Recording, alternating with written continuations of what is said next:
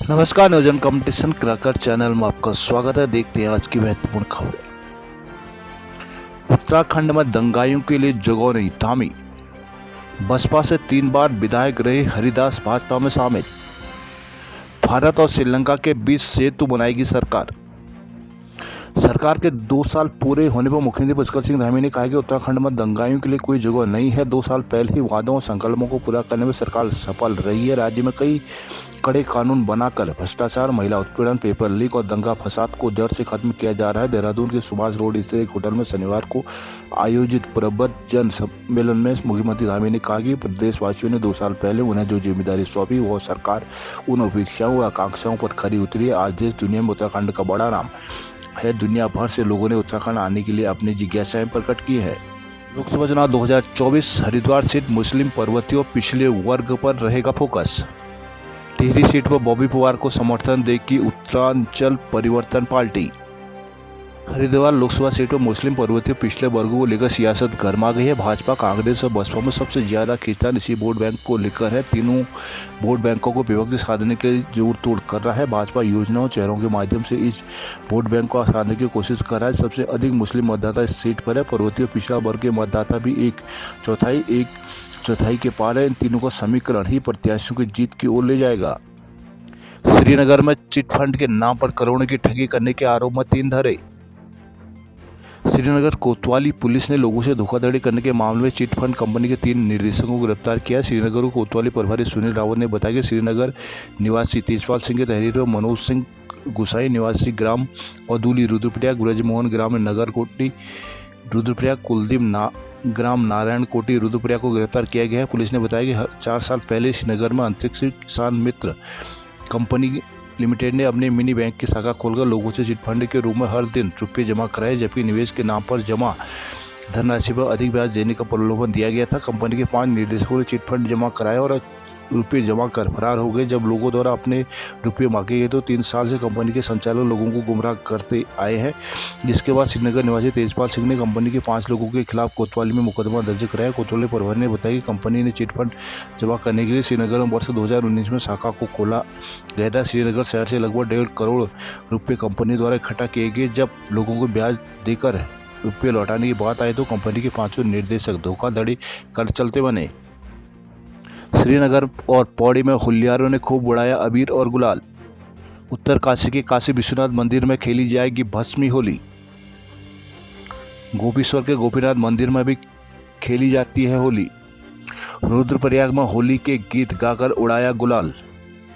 श्रीनगर होली के पर्व आते ही सुबह से ही लोग होली के रंग में रंगने लगे हैं। शनिवार को श्रीनगर और पौड़ी में लोगों ने खूब रंग उड़ाया। स्कूलों से नगर क्षेत्र में लोगों ने दूसरे पर गुलाल और रंग लगाकर खूब जश्न मनाया। साथ ही एक दूसरे को होली की शुभकामनाएं भी दी। जबकि चौकी शरण कांडेई गांव से पहुंचे होलियारों की टीम ने नगर क्षेत्र के मुख्य मार्गों में होली के पारंपरिक गीत गाकर रंगत जमाई है। नगर क्षेत्र में गणेश बाजार, चौरासी डाक, श्रीकोट अन्य स्थान पर लोगों ने खूब होली खेली। शनिवार को श्रीनगर में चौकी शरण कांडेई गांव से पहुंचे रोहित, करण, संदीप आदि ने नगर क्षेत्र में होली की धूम मचाई। उत्तराखंड भाजपा घोषणा पत्र को हो रहा है मंथन, 26 को अंतिम रूप।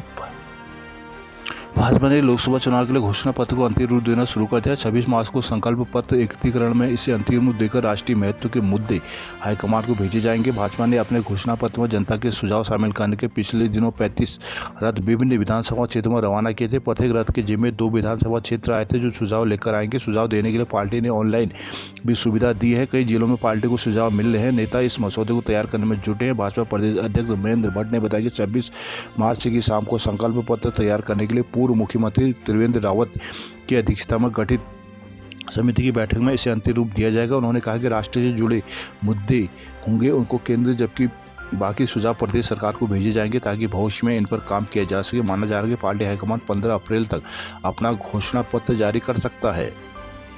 देहरादून, शिक्षकों को राजपत्रित अधिकारी का दर्जा दिए जाने की कसरत तेज।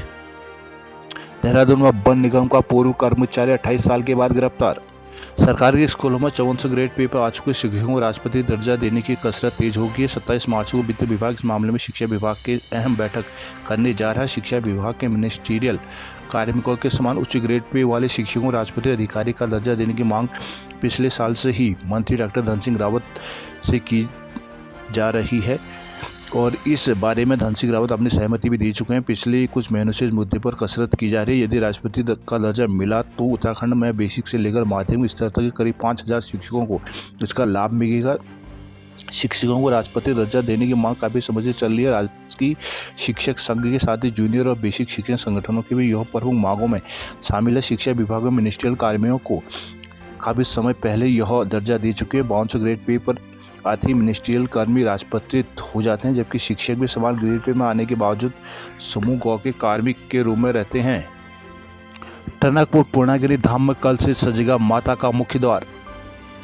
पूर्णागिरि धाम में कल माता के मुख्य द्वार को फूल माला और झालर से सजाया जाएगा। मुख्य मेले के लिए श्रद्धालुओं का पहुंचना शुरू हो गया है। मंदिर समिति के स्वयं सेवक और जिला पंचायत मेले की तैयारियों को अंतिम रूप देने में जुटा है। मंदिर समिति के अध्यक्ष किशन तिवारी, उपाध्यक्ष नीरज पांडे ने बताया कि मुख्य मेले के लिए कल माता के दरबार को फूल मालों से सजाया जाएगा।